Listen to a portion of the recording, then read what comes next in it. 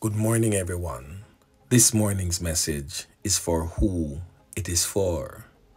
Now, on your screen, it reads, and I quote, "Sometimes the things that break your heart end up fixing your vision."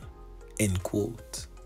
You see, my friends, sometimes the things that break our heart are the very experiences we need to clear our vision, revealing truths we might have overlooked before. Heartbreak, my friends, while painful, strips away illusions and forces us to confront reality with newfound clarity.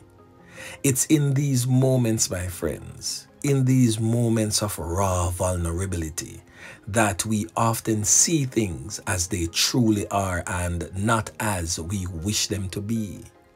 The pain of loss or disappointment can serve as a wake-up call, guiding us to re-evaluate our priorities, values, and relationships. It sharpens our focus on what truly matters and opens our eyes to a new perspective that we hadn't considered before.